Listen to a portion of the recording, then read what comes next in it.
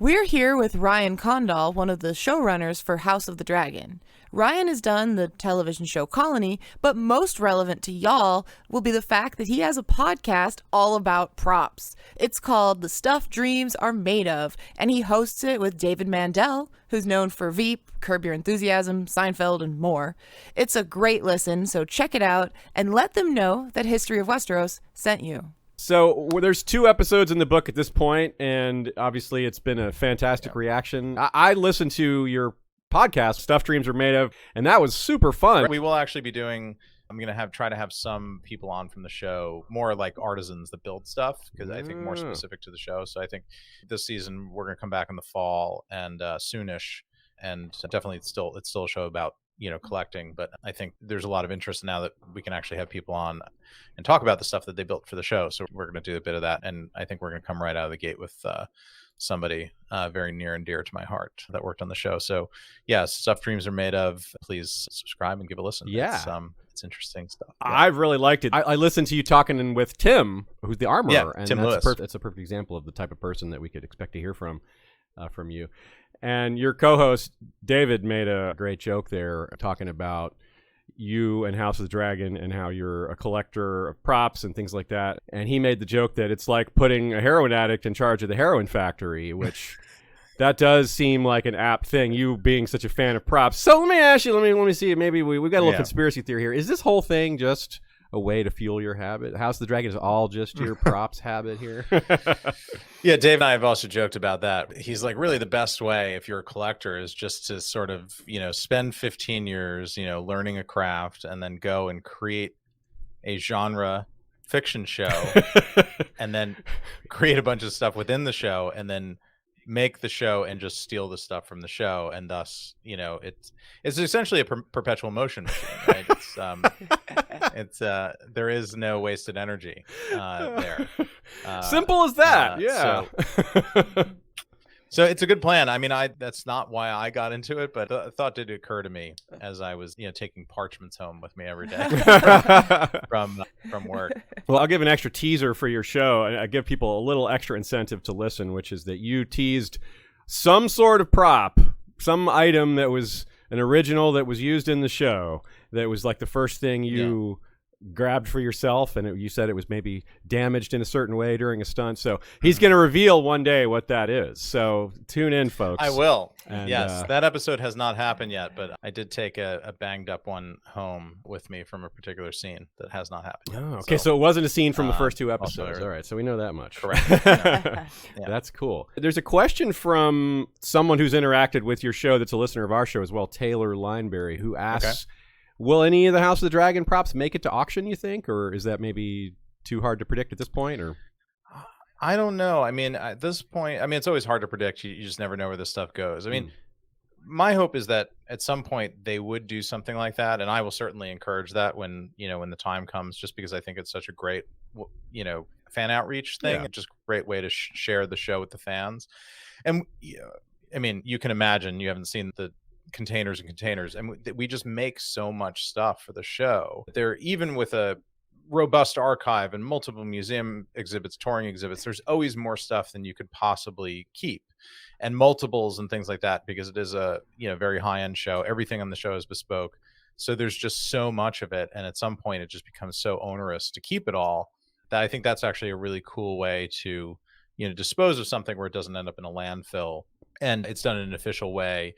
If things always sneak out the back door for shows like this, I imagine they did on the original show. I've seen things that are not supposed to be out there that have been shown to me, but not in an official capacity. So nothing really happened with the original show in official capacity, which surprised me given how many seasons went on. I guess we shall see. Yeah, I could imagine see the bidding on a giant Valyrian skull. That thing is so huge. It's like the size of a Ford F-150. I mean, it's gigantic. I don't know who would have room for that thing. I certainly don't, but that doesn't mean that I wouldn't bid on it. Yeah. I don't have room. How much bigger is the Valyrian skull on set compared to the one you were at Comic-Con? We went to Comic-Con as well and saw the one in the Dragon's Den. How much bigger is the on-set one? Yeah. Is it about the same size? It's comparable, but I would say plus 25%, maybe plus 20%.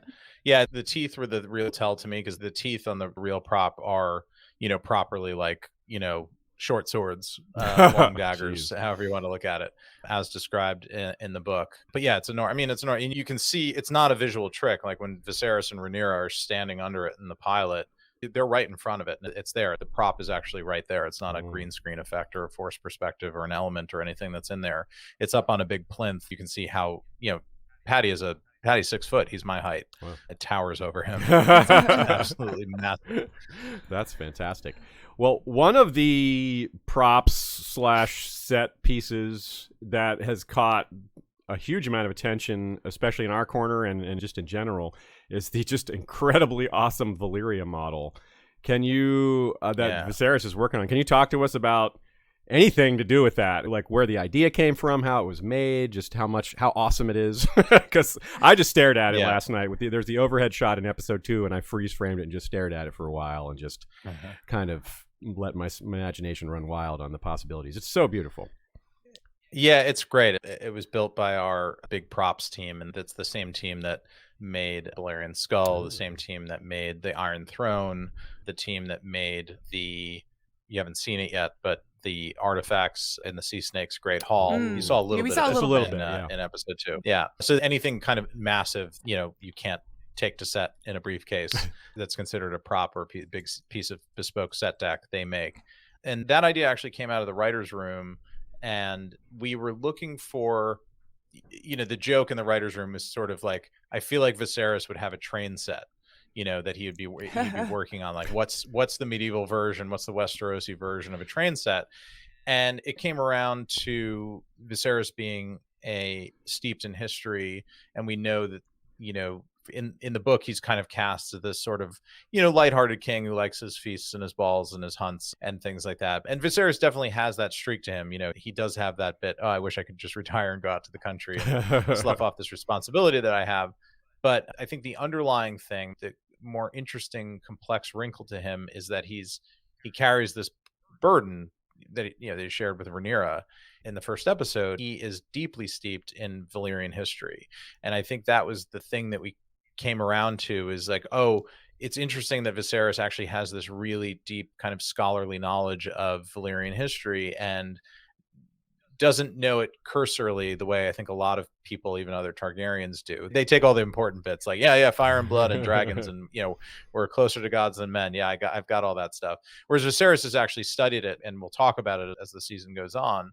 And it felt like his obsession with that history would lead to other things in a hobby. And then, thus and so you go, and it's like, wouldn't it be cool if he was building a model of the city center of Old Valyria that he's reconstructed from, as he tells Alicent, the histories, the texts, the drawings that exist. And this is considered to be, at this time, a very accurate re-representation because, he's the king, he's very rich, he can source whatever rare book he wants from any corner of the world that survived with descriptions of, drawings of Old Valyria. And he's doing much the job that Archmaester Gildane did, which is sifting through historical accounts and trying to find the best ones to create. So this is definitely it's an idealized version of Valyria. I wouldn't say that it's the actual city because no one would know because it was blown up and we didn't have film or photographs. That's the idea behind it. And this idea that, as you know, the show takes place over some years, particularly this season, you will also see it kind of evolve as time passes on. Yeah, that was a great way to show the passage of time. We noted that between episode 1 and 2, and it helps. One of the many ways to show the passage of time. It's a great visual for that. It's also just great to look at in general. It's amazing. Yeah, it really is. It could be hard for you to walk out the back door with that one, though, huh? It's a bit large. Correct. It is in sections, thankfully. But yes, that's a tough one. It's funny because you talk about the experience of working on this show. Every other show that I've worked on, you envision this thing in your head, and then you ask somebody to build it, and they bring it in, and you're like, oh, okay, yeah, that'll work. This show, everything that came was always, first of all, 10 times greater than you thought and 10 times bigger than you thought. When I first saw that thing, and they were like, no, that's just I was like, that's amazing. And they're like, oh, that's just the city center. We actually have 7 more people that we're building that we're bringing. I was like, what? And eventually, you see it kind of takes over the apartments in an interesting way. I love it. And it's dragon scale. So you see all the little dragons that Viserys is holding. Yeah. And that's sort of a Drogon scaled. So you can imagine how big that thing is. Yeah, it's really huge. Yeah. It's really cool because they built the city. They were a culture of dragons. So they built the city to the scale of their gods. Yeah. And I think that's really It fascinating. is. It's reflected. You can see like where they would land, and just all this. The space is made for them. I suppose I have a question. Which came first, the concept to have the series have a model of Valyria, or to have it be the opening credits? Which built off of one another? Yeah, I mean, it's sort of one fed the other. I mean, the credits were done much later because we shot the show before the credits.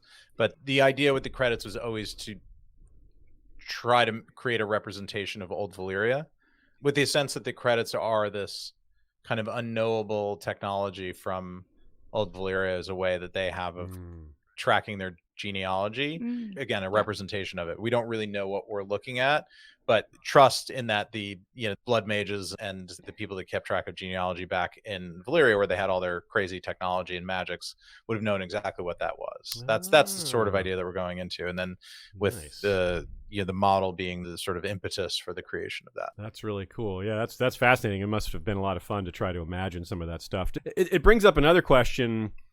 The supernatural elements in the show. In the first Game of Thrones, they maybe were reluctant to include some of the supernatural elements, even though there's very powerful supernatural elements throughout it. In Fire and Blood, there's less of that, of course. So it was a surprise, a very good, happy surprise that this stuff about Aegon's dream was included.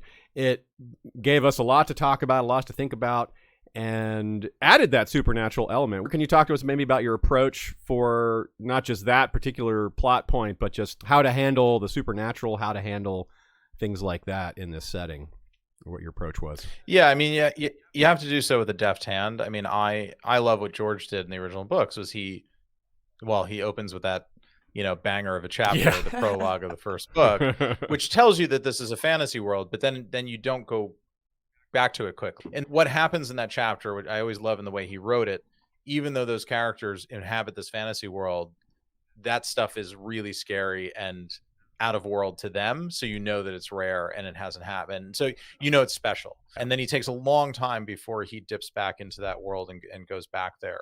I mean, in terms of the first book, I mean, we get a little bit of a sense that maybe something's going on with Varys. And then I think the other big thing that happens is the hatching of the dragons, right? I mean, there's not, I don't think we get into faceless direwolves, of course, come around, but those that seems like an event, but those seem like more of a, finding a crypto. Yeah, well, the wolf dreams don't start till book 2. You're right. So they got the direwolves, but the supernatural, the real deep stuff doesn't come till a bit later. You're right. Yeah. So he immerses you into it. He doesn't just come at you with all this kind of high magic and high fantasy.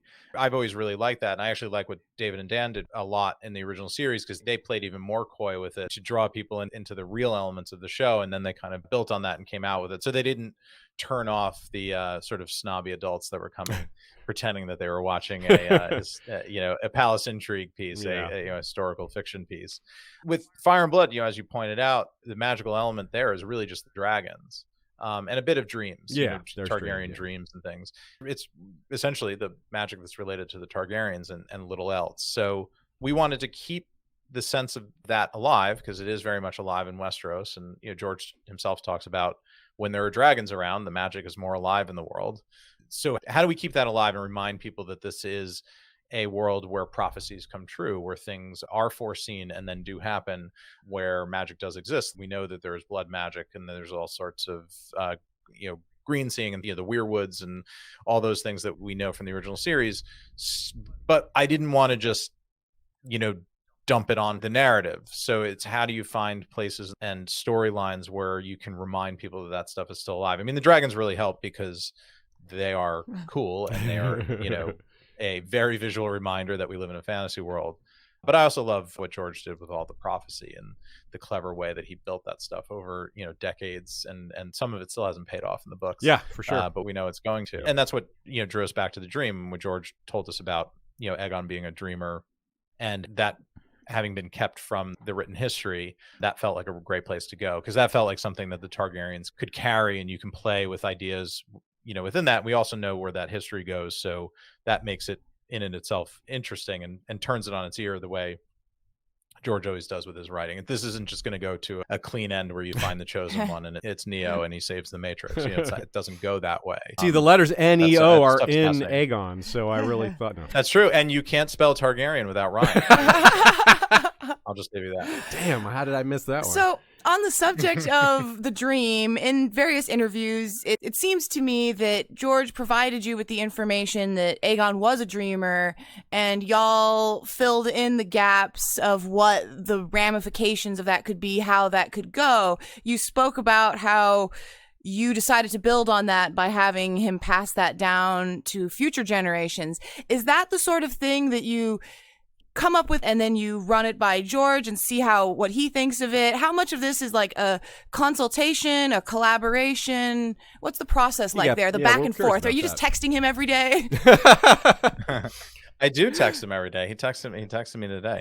Yeah, it's an organic process, and I definitely, with big things like that, I do really try to involve him as much as I can. I mean, some of it is acknowledging that there is show canon and book canon, and we now know that those two things are different. They have to be, because the show is different than the book. So we are show canon, but that doesn't mean that I'm not attempting to do the thing that I promised right out of the outset, which is render a very faithful adaptation of Fire and Blood, but trying to do so in a way that also provides connectivity to the original show. And that requires certain things to be modified, to be invented in some cases. Also, just the nature of Fire and Blood being a history book, we are told that events happened. We don't know how and why they happened. We don't see the POV chapter. That's the scene between Alicent and Viserys in his bedchamber. But we can imagine something like that happened to lead to the thing that's actually in the historical record. Yeah. So I'm constantly playing with all that stuff. And when big things do come along, I really do try to, share them with George, pitch them to George, run them past George. Also, he's reading things all the way as we go along. He's reading scripts. He's seeing cuts. Cuts is a bit late, but he's reading scripts as they go along, and he hears the season pitch when we have it. And big things I try to run past him. Sometimes I ask T to go to go run it past him. Lovely. And also, she's really good at having a sense of things that he will like, or possibly things that are more of a discussion with him. She's working for a long time. Yeah, so it is a really organic process, and I think a respectful one. I mean, he understands that I have a very different job than he does, and I have to render a thing to present it on television and also justify the massive cost of the show and draw in a massive audience. So, we're always playing with multiple masters, the biggest of which to me is George in his lore, but sometimes that stuff can't be 100% fully serviced, but I try to do it as much and as often as I can so that he knows and sees the truth, which is that I deeply, deeply care about his material. That's great. And that does shine through. I mean, obviously we've only seen 2 episodes, but we can tell there's so many small details that reflect that care. And the fans really notice that. I mean, this is an obsessive fandom and detail-oriented fandom. So yeah, I think it's going great. We're so happy. Another question. What are some of your favorite eras in Fire and Blood? Was this one of the ones that you were particularly drawn to, or is this just the one that you of course in some way you must have been, but how much of this was what you wanted to do versus you thought this was the best story to put on screen? I think it definitely was the one to come out of the gate with, and I've talked about this before in other interviews, so pardon if I'm repeating myself, but I felt like this particular story had the most thematic connectivity with the original tale, The Song of Ice and Fire, because this is the thing that we know as book readers essentially leads to the decline because of the mistakes made in this period. And even though it's 170 years even before Daenerys' birth, it's 200 years before we meet Waymar Royce ranging north of the Wall. It does have a ton of resonance with the original series, and it is the counterpoint. It's like there's the Empire in decline, this is the Empire at its very height. So I think for all those reasons, it did feel like the one to come out of the gate with. It was the first real Targaryen history that I've been exposed to because of Princess and the Queen and the Rogue Prince. George, when I got the job, he handed me the gally for Fire and Blood because it was a few months before it had been published, which of course I, as a fan, freaked out, went home and, devoured consumed like a raccoon behind a dumpster with finding a Krispy Kreme donut. And perfect. And I really loved it all. I mean, I think as a book nerd, I most enjoyed the Jaehaerys period because it's so classic George, which is like everything's going great on the surface and his family is tearing him apart piece by piece from within. And all of the interesting character dynamics that are going on within that. And also Jaehaerys is sort of a tortured guy who is trying to be the best king he can, and he's taken this oath. And there's a little bit of Viserys in him, our Viserys at least. There's a little bit of Rhaegar in him, I think, too. Yeah. This guy who's trying to live up to a little bit of Jon Snow, too. Mm-hmm. Guy who realizes that he has this burden of a certain birth, and then is trying to own up to it and keep up to it by training and by studying and building roads and traveling the empire and getting to know his other lords. And I was really fascinated by all that. And I love that as a book nerd. I think that's more of a challenging adaptation because it is a family drama told, and there is no threat from the north or threat from Essos or civil war to fight. But those are the two sections of the book, Jaehaerys and the dance, that really snagged me. I think once you hit Jaehaerys, to me, you really kind of tear through the rest of the book pretty quickly. Then as a fan, I want to read about the Blackfire Rebellion. Yeah. Oh, right on. Yeah, we have dedicated a lot of podcasting Volume time 2. to that. Yeah, right. We love, the big empty spot in World of Ice and Fire where he's like, this is where Blackfire 3 is going to be, but I haven't written it yet. So, yeah. We're waiting for that. Someday, right? So, speaking of Jaehaerys, this is kind of a random question, but we thought it was fun. The throne that Jaehaerys is sitting on at the beginning, that's a fantastic prop or item or whatever we'd call that. I don't know what it's really made of. For all we know, it's a piece of styrofoam. But is there any thought to where that came from? It was a kind of a random question we got. Like maybe the sea snake found that on one of his journeys. Is that the kind of thing that ever gets discussed in the background? Like I know you guys are all have some nerdiness in you to add that detail. We do talk a bit about it. Some of it gets written into the script. That was our wonderful set deck and props team going hog on that. But I think the idea there was simply, we're at Harrenhal, we're not at home. Yeah. If he was at home, he'd probably be sitting on the Iron Throne. True. But he's gone there for this kind of once in a dynasty event, right? And this is the Targaryen Empire at its height, and they're trying to project, strength and confidence and I think wealth and power, and do not challenge us, do not challenge the boat as it comes. So even though it's in Harrenhal and it's a few weeks march away from King's Landing, they probably built a bunch of stuff to go and represent themselves in the Great Hall. So what would Jaehaerys or Jaehaerys's council and close counselors have built for him to project this kind of dynastic power at an event like this, where you're literally going to be standing before every lord in the kingdom demanding their fealty? You made the point about that being the actor who played Bib Fortuna, Michael Carter. It almost looks like Jabba's plinth. It's like he's really, it's like he's taken his old master's spot there. Important question, I think, for understanding how this was adapted, and I think something that you've briefly touched on in other interviews. You've worked on other TV shows before. You have quite a bit of experience here, but this is a very different script, at least the source material. Obviously, you didn't just take Fire and Blood and use it as a script, but as an adaptation, that's a very different thing to have to base the show off of than what you normally have. Talk to us a little bit about how that made things different, how that affected your process, and maybe how that allowed some of the actors, like Emily Carey as an example, her journaling and character, was that an extension of all that, allowing the actors to have more room given that the source material has this extra room in it? Yeah, I mean, it's definitely a fascinating challenge as an adapting writer because it is kind of wholly unique. I mean, I was trying to think of another example of something like that, a fictional piece of nonfiction. The closest I could get was a Silmarillion. Yeah. But the Silmarillion's never been adapted. And the Silmarillion's even written a little bit more like prose. So this is really like, if I was adapting a medieval history book on the anarchy or something like that, where you do your best to draw as much from the history as you can, and then you realize that there's a bit of dramatic invention that you have to do. The latitude that I think it brings is exciting because it's challenging, but there are sometimes where we're sitting there and we just wish we had a little bit more, material to hang our hat on to move the narrative on. It definitely has its features and its flaws. Not that it's a flawed book, just in terms of the adaptation exercise. Right. In terms of the actors, I mean, Emily's a great example, wonderful actor, really smart, about wholly realizing this character. I think when they're talking about their backstory and things like that, they're more talking about emotions and things that, wouldn't necessarily, I mean, most of that stuff, I mean, she showed it to us at some point, to Miguel and I, but I think it was more of an emotional history to help her get to where she needed to be as an actor in that play. I mean, she's not sitting down writing like Westerosi. Right. But, all a fascinating exercise. And I think you've accurately identified a lot less of that would have had to go on with A Song of Ice and Fire, just because those characters are so fully realized. And even people who are adults, you get windows into their childhood throughout the course of the thing, and you get a sense of who they are. So yeah, the short, the long answer, I guess, is that Fire and Blood does offer a ton of opportunity for invention, both to the writers and to the actors inhabiting the characters. All right.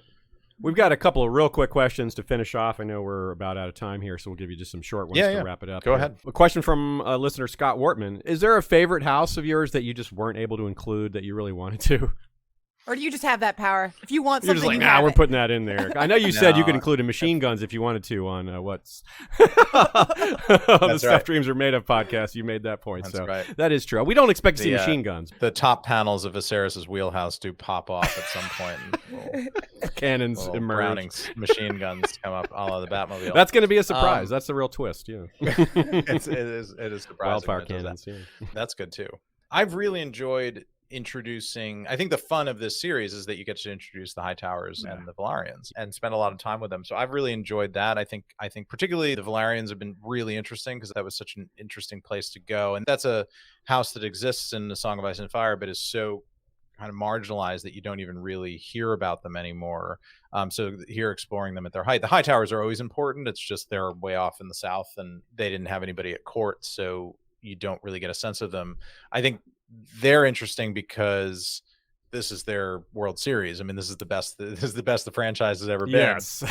Most powerful. Peak. And I think that's a fascinating thing to explore, because they, in many ways you can say either one of those houses are sort of the Lannisters of this time in their reach and power and their access to the to the throne and to the king's ear, in some cases the king's bed. True. And I think all that stuff is fascinating. I'm glad that Fire and Blood, as much as I love the Starks and the Lannisters, was not just another go at the Starks and the Lannisters. That they still inhabit the world, but we're going to focus over here and here now. Yeah. And I like that a lot. That was good. Yeah, I agree. Totally agree with that. From Stacey Meyer, was there any particular character that stood out as really hard to cast, one that through that process that proved particularly difficult, maybe more than one? I mean, we had sort of an embarrassment of riches the whole way along, because it's such a great acting pool out here, and also people really wanted to do the show, and we were casting during COVID, so a lot of people were out of work, or at least paused on work. So a lot of people were just happy to, if not get out of their houses, at least get in front of a Zoom and do some acting. I think it was very challenging casting the multi-generational characters, the characters that we represent at different ages, because you have to find actors that reasonably have the same kind of facial structure as one another, so you believe that one grows into the other, but they also have to be great actors. And you have to find two of them. So that was very challenging. Young Rhaenyra and young Alicent were very challenging, because the very first people we cast in the show were Patty, Emma, and Olivia.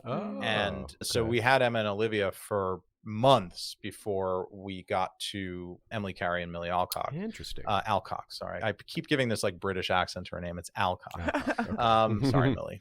I introduced her on stage, pronounced her name wrong at the British premiere in front of 800 people. So anyway, it's Alcock. It's Alcock. Okay. But yeah, so there, and that was really tricky, because those are two main characters. You need these really interesting, deeply compelling actors to inhabit not only the character, but also to fill Emma Darcy's shoes and Olivia Cook's shoes, which is no small feat in itself. And so that just took a little time. Right on. Well, that does make a lot of sense. The multi-generation ones. I've lots of shows that have had that challenge. What comes to mind is Rome, when they had to change the actor for Augustus. And yeah, he didn't really look like the other one. I mean, they were both good actors, but that was an example of, wait, that's Augustus? Anyway. But I don't envy that, having to make that choice. But all credit goes to Kate Rhodes James, to our casting director. I need to call out Kate, because she did all the finding. She just put great people in front of us and let us, read them and challenge them. Okay. Okay, two quick ones here. Do you have a favorite Aegon of all time? That's a question from listener Dom Tartaglia. I mean, Aegon 2 is not a good person, but he's fascinating to write for, because there's a deep pathos there, and it's like it's one of those characters who, it's a great George character, because he is gray, and he does, in even the things that you don't like in him, as you will see, there are reasons that a person becomes that way over time, being raised in such an environment, being, things happening around him. And there's nature and nurture elements to it, but he's not a straight sort of Joffrey, bad seed. I think Aegon could have, in a different environment, maybe broken a different way. And also Aegon is sort of the kind of guy where, if he wasn't vying for the throne, he'd probably be just kind of fine. The fact that the crown is within reach, that makes him kind of more perilous and dangerous than he is. Whereas Joffrey is sort of, you don't even want that guy as a neighbor in your building. Yeah, true psycho. But I have to also pay service to Duncan Egg. And I love little Aegon and that whole story and where that goes. And because of my relationship to George, I've been exposed to certain things about, deeper details about that particular story. And it's great. I mean, it's, spoiler for your podcast, George is a very good writer and has what this is the first we're hearing of this. I know, and has really great things in store there, and they're wonderful. I've always loved that story because it's just so tonally different than A Song of Ice and Fire, and also Fire and Blood. I just think it's a great, even though they're all happening in the same world, it's three completely different meals for people. And that one's always been very kind of near and dear to my heart. I think I read The Hedge Knight before I read Storm of Swords. I mean, really? I think that might have happened. It did come out before Storm of Swords. I think it came out only like a few weeks after A Clash of Kings, if I remember my history correctly. But yeah, I became a fan just as Storm was being published. So I think I found The Hedge Knight while I was waiting to track down the hardcover for Storm. So I think I read that. And it just stuck with me because I was like, wow, this is really cool. So there's a whole universe here. That's amazing. That is also when I discovered the universe. I remember going to Barnes & Noble to read the Cersei chapter in the back of the paperback Storm of Swords, which was... that was the only way to get it without buying the book again. Yeah. So those were the days. Those were the days when they had bookstores. Yes, those were yeah, exactly. Now you go find the synopsis online somewhere that someone else has posted illegally. TikTok. Yes, TikTok, right. TikTok has replaced bookstores? That's grim. And literacy, don't forget literacy. Yeah. All right, last question. A lot of people want to know about things about the sources, like the characters from Fire and Blood who provided the sources, whether we'll get like a taste of, maybe not taste isn't the right word for mushroom, or Septon Eustace or any of the other Orwyle or any of these other characters, or any of these can have like a nod. Of course, it would be maybe too much to expect them to be featured. I don't know that anyone's expecting that, but will we maybe get hints of that? Is there some nod to that being thrown in, maybe? Something to look forward to, maybe? I will say no one wants to taste mushrooms, just to start. Yeah, that was poorly worded on my part. Yes, that's a biohazard. If I've ever heard one. That's a bad trip. That's even if mushroom. even if a third of those stories are true, nobody wants. You should definitely wash your hands after eating mushroom. But yes, there is service paid to those things. Some more than others, some not at all. Okay, is that a vague enough? Yeah. Tantalizing enough. Yeah, I mean, we can't expect too much there, but we had hopeful. To ask. It's a burning question in the fandom. A lot of people wanted to know, and we told them that we wouldn't probably get a completely straight answer, but it'd be worth asking. So we appreciate that. Yeah, so this has been great. We really appreciate your time. These were some really good answers. Of course, it's great nerding out with you on this. We're all just fans of this material. You obviously have a big high seat here, and we're really happy with what's been coming from you and your team. Great. Well, great. I mean, that means a whole lot. I mean, this is, this audience is where I started, and it's definitely who I had in mind when sitting down with the show. And I want to do right by you guys. So that's all great to hear. Awesome. Well, we'll call it an interview here. A great conversation has been had. We'll be putting this out soon. And happy future endeavors here. We're looking forward to everything else. There's 8 more episodes this season. We don't need to remind our listeners to watch the next episode. That's the most obvious thing ever. But we can remind y'all to check out Ryan's podcast. Check out Stuff Dreams Are Made Of, for sure. Subscribe, listen, and maybe start, if y'all want, start with that George R. R. Martin episode. Y'all have an interview with him. That's a great place to start. But the rest of the catalog is excellent, too. All right, everyone. Thanks for watching. Ryan, thanks again. And we'll see you all next time. Valar Reread Us.